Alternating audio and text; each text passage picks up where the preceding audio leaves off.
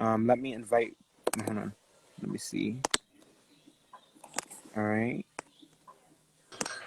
All right, Darcy, got you. I don't know. For some reason, it's not letting me add Robbie in. That's weird. Oh, it's because I'm not using the app. Now he is on the app. Let's see. All right, let me try now. All right, add Robbie. I don't know why Instagram is doing this. All right, let me send this to Insta now. All right. What time is it over on Andrea's side? 12:28. Jesus Christ.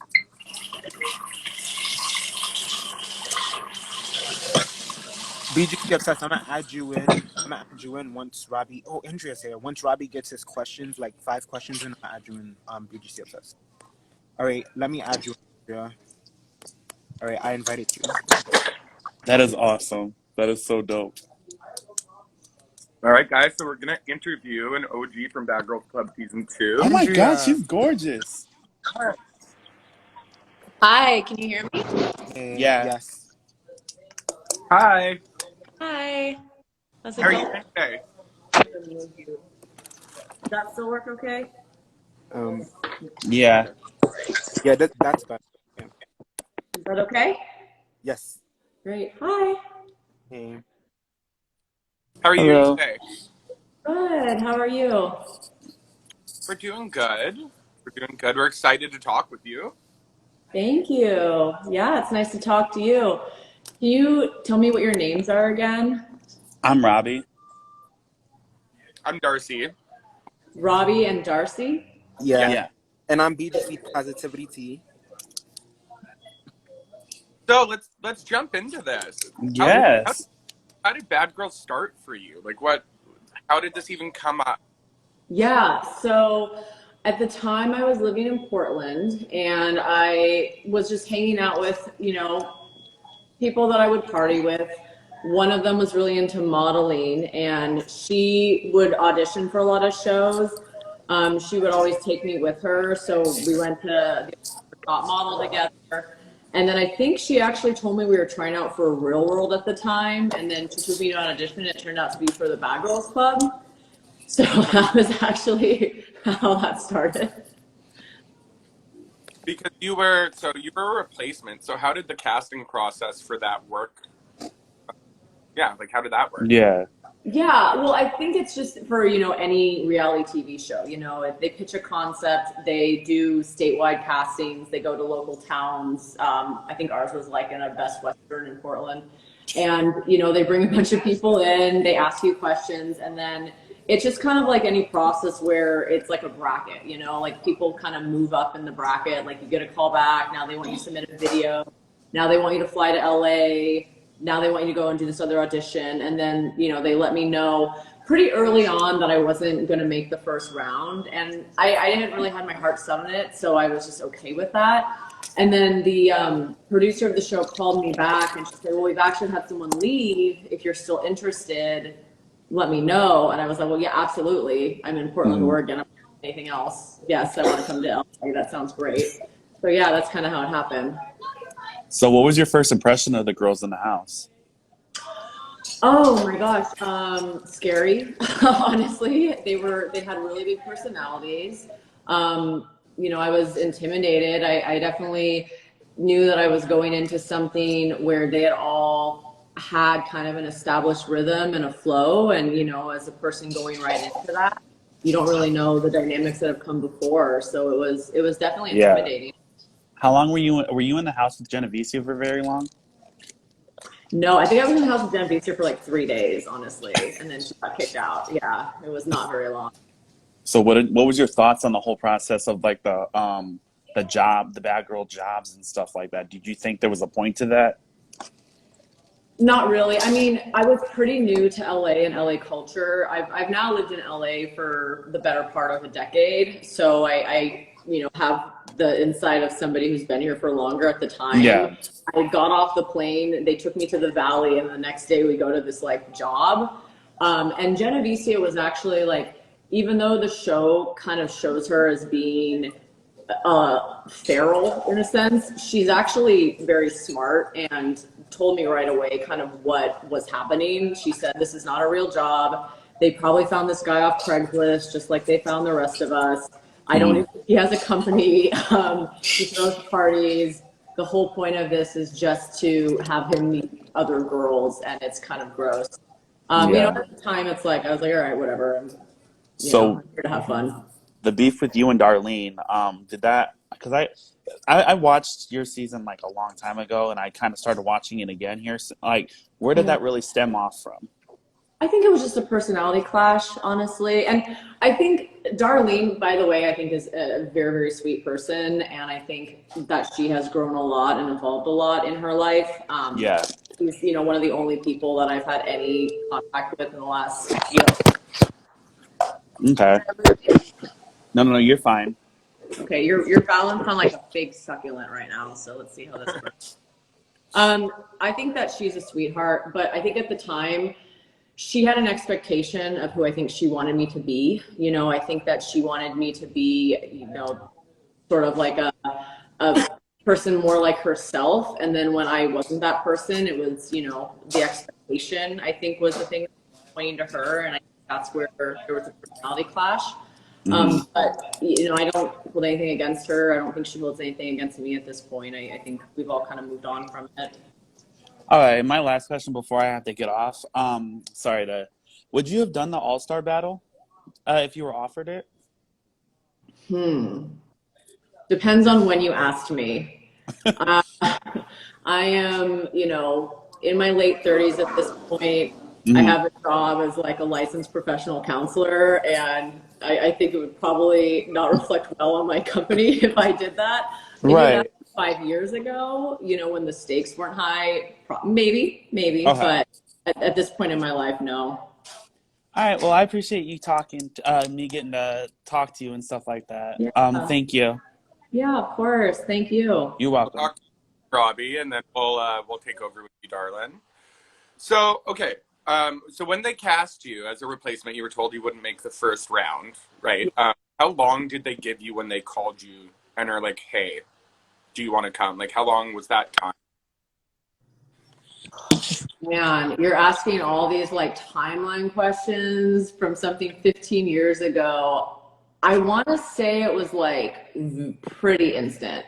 It was like within, I think, 48 hours, I had a plane booked, and I was like, yeah, I don't know if I like was down there in 48 hours, but it was like within the week I was there, because the show only shoots for like 8 weeks.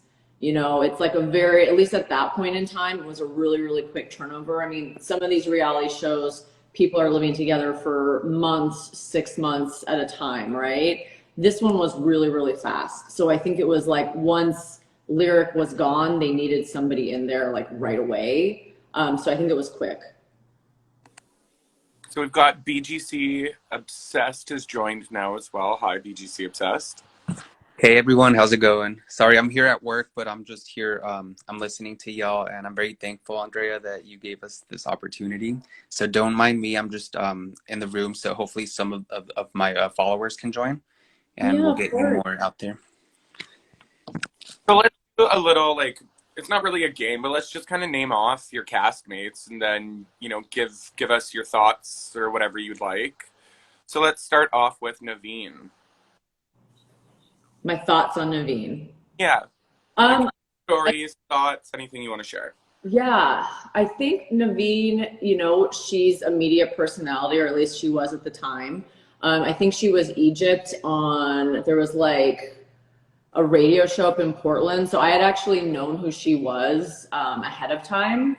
But, you know, very big personality. I think there was like a portion of the cast who were trying to maybe elevate their career, or, you know, use Bad Girls Club as like a platform to have more of a media presence. And I think Naveen was probably one of those people.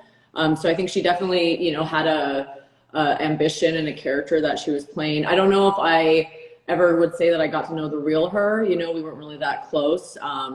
She wasn't like the most friendly to me, but, you know, that's sometimes how you have to do it if you want to get more airtime. Fair. What about Hannah? Hannah is a mystery to me, honestly. She, there was obviously a clique that was happening in our house.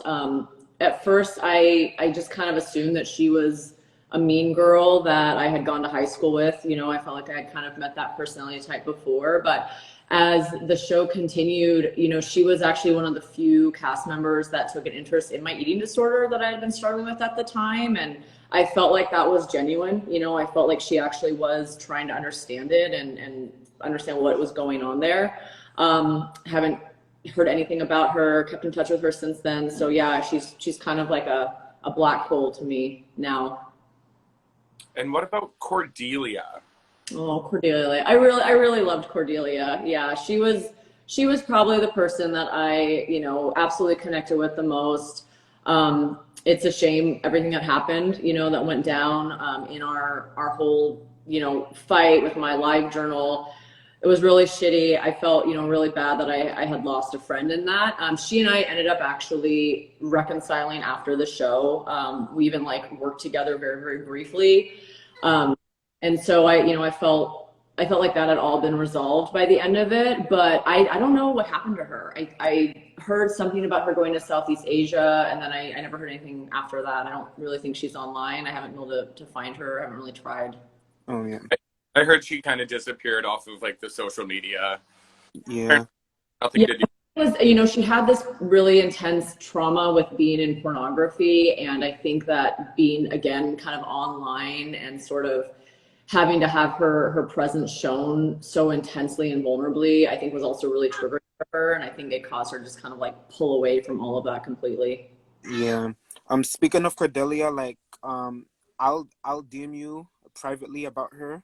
But in the meantime, the whole blogging situation, how did you feel about the girls attacking you about it? Did you feel outnumbered? When they attacked you verbally, they didn't let you speak, Yeah, no, yeah, I felt very attacked. It felt very much like I was in a sorority or back in high school. It's one of the things that a person wants the least if they go to a situation like a reality show or to be on television is to be the villain or be the bad guy or be perceived as the person who, has everyone against them. Nobody wants to be that person. It's a really uncomfortable place to be. But again, looking back on it, there were certain personalities on the show that I think were trying to make this experience something more for their careers. And so looking back on it, I now realize anytime there's a girl on girl, assault like that, people are aware that cameras are rolling. People are aware that there's going to be an audience reaction to it. And so had we been actual roommates living in a house and something like that had happened, it's possible that it could have been resolved in a way that wasn't so dramatic. But this was the Bad Girls Club, and that's why they were cast. So, looking back on it, I had a little bit more perspective on it. But yeah, at the time, it was a nightmare. It was awful. I would not wish that on anyone to go through. Yeah. Did you do any bookings or club appearances after your season? Because that's what a lot of fans wonder. No, I didn't do any bookings or club appearances. I did do a little bit of modeling. I was in a couple of music videos, but more not really because of the Bad Girls Club, just more just due to my own kind of ambition with that. Yeah. I figured that's what I was curious about because it's us fans, us as real BGC fans, because as we know, you were on the earlier season, season 2, we always wondered about you, and you were one of the cast members that was very hard to find, but yeah, that's what I was wondering, did you choose to avoid the spotlight and limelight by choice? Is what you're Lost her for a minute, hun. Oh shoot, I think her connection went out. She's gonna join back. All right, hold on. Let me invite her again. Am I forgetting any other bad girls that we didn't ask her other than Tanisha? No, you asked her about everyone, I think, except for Lyric, but they weren't really in the house together. And Okay. That's the last time that's gonna happen, I promise. Yeah, you probably pressed the X button by accident. Yeah. Can you hear me? Yeah, I can hear you. Great. So what But What? what about Tanisha? What are your thoughts and anything you wanted to share on her? I don't really have any thoughts on her. I think she's done well. You know, from what I know, I think that she was probably the person who was able to be the most successful, you know, from the show and everything that she's done. I think she has a lot of ambition. Now when I think back on it, like I think it's kind of cool. You know, she's like a bigger bodied woman and she was able to make a name for herself, you know, on this show and be, in a sense, kind of a role model, I think, for other people, you know, who saw somebody on TV that looked like them, you know, and I think that that's awesome. I don't keep up with her. I was on good terms with her at the reunion, you know, we had our chance to kind of make amends. And yeah, I really have. Sorry, Bad Girls Club Positivity. I think you were asking a question. yeah, Orange. my question was like before you cut out, you weren't able to hear me, but like my question was like, so basically, you chose to like avoid the BGC spotlight and limelight by choice, right? Yeah, by choice and also just it really was it was really eye-opening to me in terms of what I didn't want to do. Up until that point, I was more interested in being in front of the camera. That was something that, you know, appealed to me. But after going through that experience, meeting a lot of people that worked on the crew behind the camera, I actually realized that I connected a lot more to that aspect. And so once the show wrapped, I went down to LA and I got my degree in film studies and television production. And I actually worked behind the camera for a couple years before I switched my focus to mental health. So it wasn't necessarily that I didn't want anything to do with like that life. I just didn't really want to be in front of the camera anymore. Does that make sense? Yeah. Were you offered to do any other shows afterwards? No, I wasn't. And I also changed my number and I changed my email. So Because you know they got that in their back pocket, ready to call. they did reach out to me to do like some kind of follow up for the website. And at the time I was a little bit rude and I asked if they were going to pay for it because I didn't work for free. And they responded, well, no, everyone else is offered to do it for free. And I was like, well, that's not my problem. Sorry. So a question I have personally was you did do the Tyra Banks show too, right? No, we didn't do I didn't do the Tyra Banks show. Star Jones was the host for our reunion. But I did not do anything for America's Next Top Model or anything like that. So all of the girls from your season, they did a guest appearance on the Tyra Banks show. Were you not invited? I was either not invited or I never responded to anything about it, but it was kind of under my radar, not on my radar at that point. And so we've talked about the girls. Were there any times, okay, the one thing that some of our fans were asking was there was a scene with you and I believe Cordelia and like the Bad Girls Club boss guy. Now Name Craig. Yeah. Oh, okay. So fans are inquiring, did anything actually happen with the three of you? Oh, absolutely not. Gross. No. Okay. Yeah, I don't like to hook up with people that have questionable safe sex practices. Bad Girl Positivity, do you guys have some questions to jump in? Like so yeah, after your season wrapped up, Andrea, like did you watch any other seasons after yours or no? No, I kind of switched gears and started watching things like Vanderpump Rules and Real Housewives a little bit more. A little elevated from... Just different, you know. No one's better, no one's worse, just different.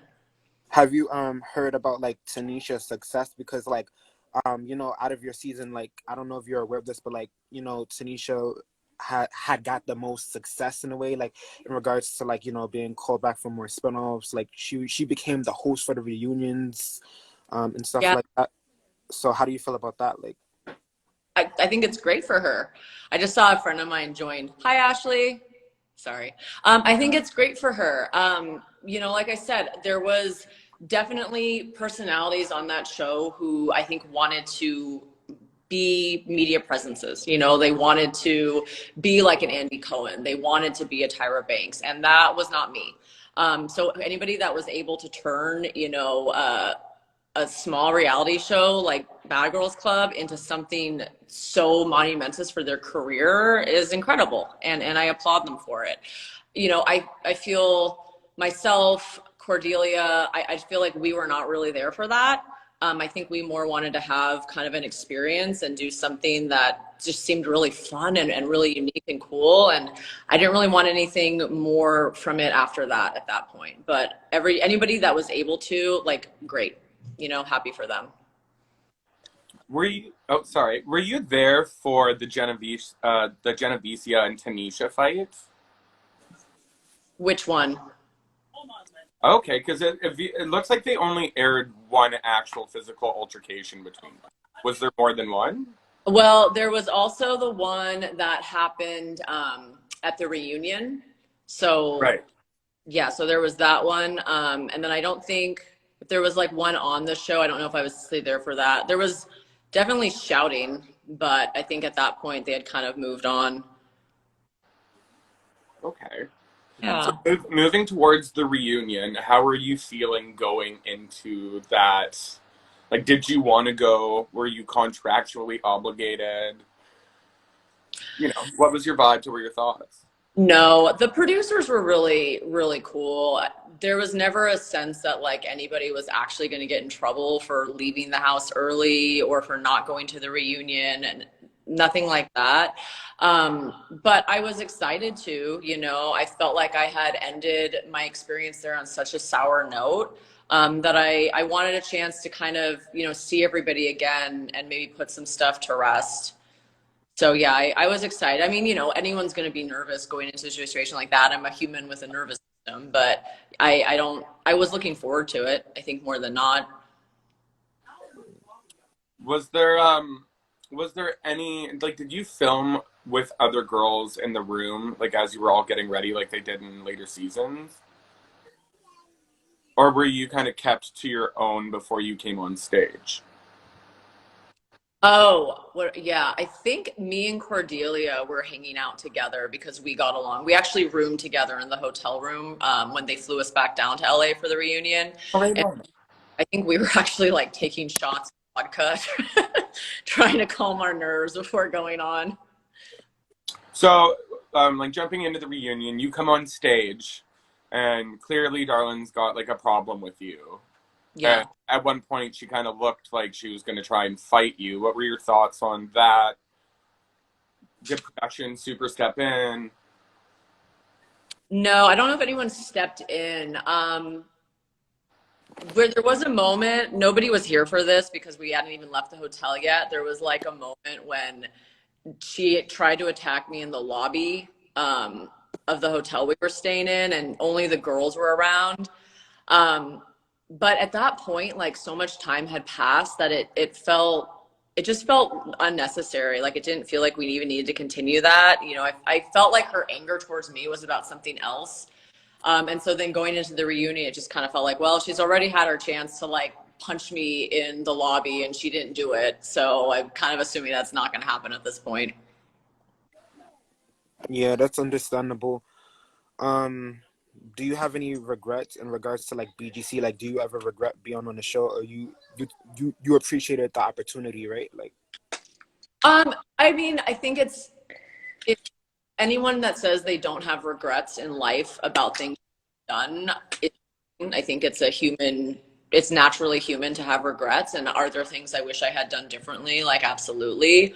It's been so long now that, you know, any negative repercussions from having done the job have like long since left me. I will say, I think it was, you know, it was hard to see myself in that moment and see a lot of the just emotional scars that were so obvious to everybody else that I was trying to hide.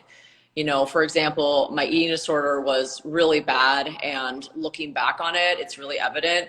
I was also in an extremely toxic relationship with somebody who came to visit me and watching the show afterwards, it was humbling to see some of that happening too. So, you know, there's definitely parts that are cringy to look back on and see that former part of myself. But again, it's been so much time that now it's just a part of my story. You know, I don't really hold any hostility or regrets that close to my heart at this point. Does that make sense? Yeah. I also wanted to say personally, as someone who did struggle for quite some time with my own eating disorder, that it was really, like, I didn't really watch season 2 when it aired. I was pretty young at that time, but like rewatching it and see you share your story is really admirable, because not a lot of people are willing to put their stories out like that on national television. So for that, like, and being honest and sharing your story with everyone, I just want to say thank you. Thank you for that. I appreciate that. And thank you for sharing that with me. How hard was it to maintain, like, were you still actively in your eating disorder on the show? Yeah. Sorry, question cut out there. What'd you say? Were you still actively, like, bulimic on the show when you were there? And if so, did production at any point try and step in and, like, offer you help? I was still active in my eating disorder at that time. Yeah, very much. And no, production did not step in to help. They would have stepped in had I been in like physical danger. Like, for example, if, you know, I had passed out or, you know, hit my head or something like that, they would have, you know, assisted with emergency care. But in terms of story, they don't get in the way. You know, during confessionals, they might ask questions like, do you think they're a bitch? But they're not going to tell you to do anything or tell you not to do anything. It is, in a sense, documentary style in that way.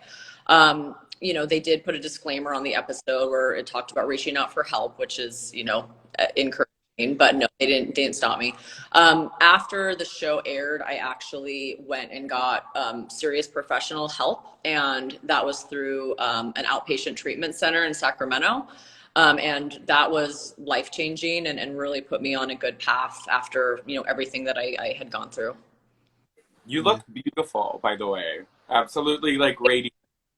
Yeah. Thank you so much. I appreciate that. So did your struggle lead you into sorry, didn't mean to cut you off. Did your struggle lead you into getting into the mental health profession that you do now? Yeah, I had always been interested in psychology. I have a mother who is a borderline. I don't know if you know what that is, but it can, you know, be really hard for a child. You feel really responsible for your parent.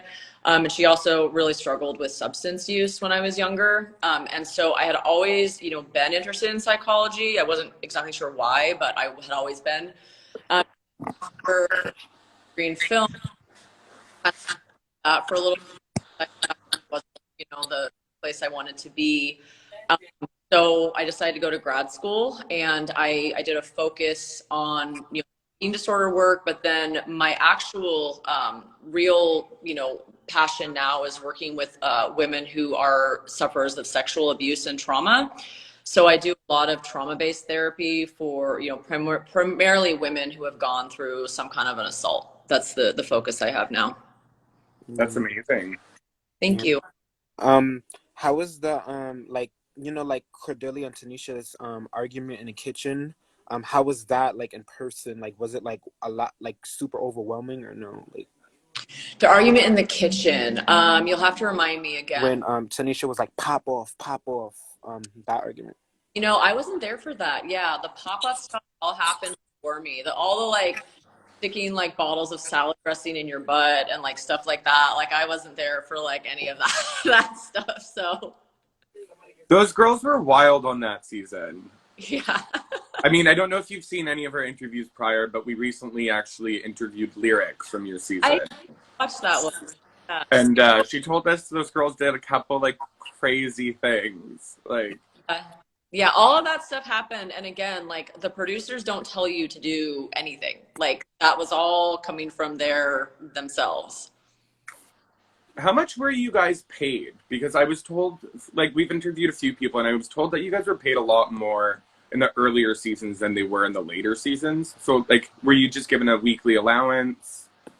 Now that I know, I mean, I worked in reality television in the production side after I finished my undergrad program. And now that I have some working knowledge, we were not paid enough. Like, absolutely not. We were paid $700 a week, and that had to cover like everything. Like, that had to cover like all of your like rent and expenses back home. That had to cover any of your like bills. And we don't get, I mean, I didn't, but we don't get royalties from episodes that air. So it's like, once you're paid that money, like, that is it. Like, you don't get anything else on the back end from that, you know. And now that I know how reality television works, it really is not that much. Yeah. What made you get into yoga? Because if I like read correctly online, it was saying that like, oh, Andrea is a yoga instructor or something of that nature. So what made you get into it? Yeah. It was actually through my recovery from my disorder.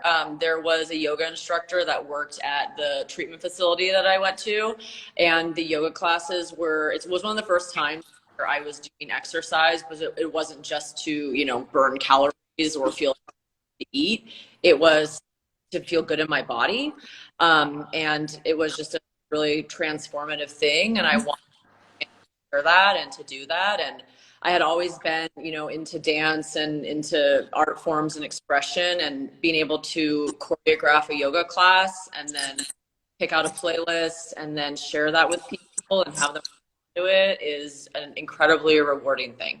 So that's where that came from. It's beautiful. You're beautiful. Thank you. So there was a question, and you don't have to answer it if you don't want to, but there were some fans asking, because there is a scene. Was there drug use in the house while you were filming? Not while I was filming. Not that I noticed. No. Because I think from what the edit looked like, it was almost like, I guess you had said somebody saw Darlen doing drugs, and that she overheard you say that, and so that, to me, watching that, kind of looked like that's where her dislike or whatever towards you kind of came from. You know, I think that was a judgment I was making based on her alcohol use, because, and maybe there was drugs involved, I just didn't see it. I mean, it's very possible. But I would notice that Darlene would get just aggressive and black out, and it was kind of like, once Darlene had blacked out, like, Darlene was no longer there. It was like she had left the building, and then it was like just this physical like force of energy. Darlene is a very, very petite woman. She is extremely strong, like freakishly strong. She packs a lot of punch. So if you know, turn off any toxin and you're strong and angry, it's gonna lead to some bad results. But, you know, I don't think it was fair of me to, you know, say out loud that she was in rehab. I mean, I needed the same thing for a different reason, right? So it was, you know, more, I don't know if really her reaction and the extremeness of her reaction was warranted, but I understand why it pissed her off. Yeah. Have you ever watched season 1 of Bad Girls Club, like the season before you, which was the very first season? Have you ever watched it? Yeah, I don't remember anything about it though. It was so long. But do you remember Ripsy, the girl that got super drunk? I remember the name. She's kind of the one who set the whole tone for the show, I think. Sure. She got really blackout drunk like the first night or two, and then she attacked that Carrie girl, the country singer that was on the show. Because back for season 1 and season 2, it was more supposed to be about women empowerment and losing the bad girls. Yeah. Right? Like, to change your ways. And then it really just became something completely different the more it went on. It's funny because once I had gone through the other side, I mentioned I was working in reality TV. I was actually working at a company who would meet regularly with Oxygen. And I was sitting there in a meeting, and our boss at the time says, like, well, Oxygen's just sent out an announcement that they really want to tone down the Bad Girls Club kind of shows and really start focusing on other things. And at the time, like, nobody really like said anything, but like everyone kind of looked at me, and I was like, fuck. So priceless. You're just like, okay. So I don't know if you still have any ties into the reality TV world, but there's rumors that Bunim Murray are going to bring it back, Bad Girls Club. What are your thoughts on that in the current like state of reality TV where it's at now in comparison to where you were like back then? Like how it shifted, I guess. Well, I think things are constantly evolving, and I would absolutely welcome it. And I think there's a place for everything, on air.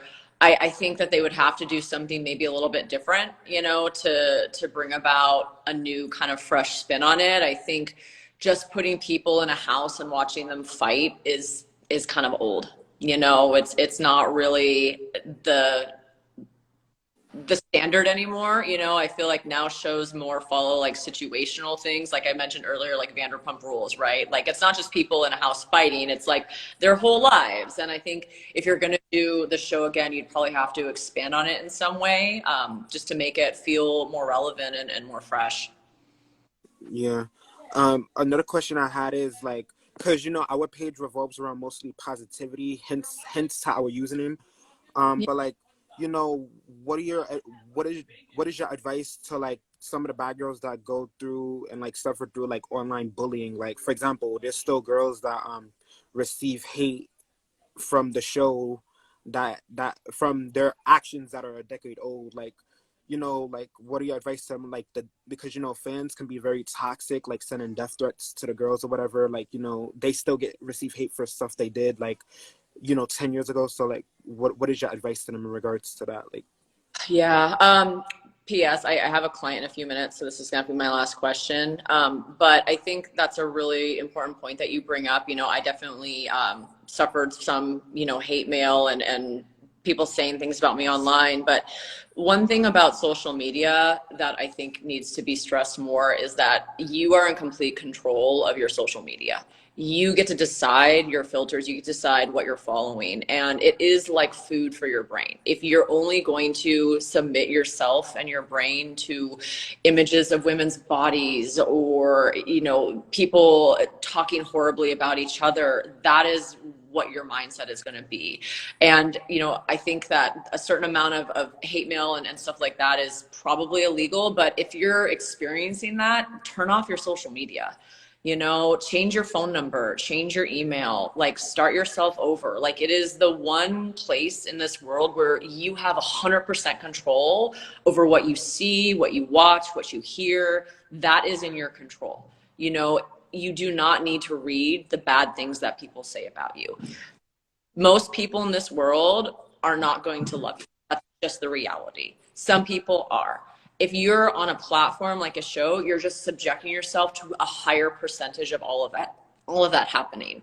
So take it back, take your power back, put it back into your control, and remember you control what you see and read. Yeah, that's true. Mm-hmm. Do you have one last thing for the fans before we wrap this up? Because I know you gotta go. Like any like words of encouragement for fans? Or... And also, do you get recognized still, Andrea? You know what? I actually do, which is crazy. Oh. It's so funny. I got recognized just last week at a Halloween party. And again, the girl asked me if I was from America's Next Top Model, and I was like, no. No, not. But yes, I do still get recognized once in a while. It happens more frequently because I live here. When I like go back home to Portland, it never happens. Words of encouragement. Work really hard.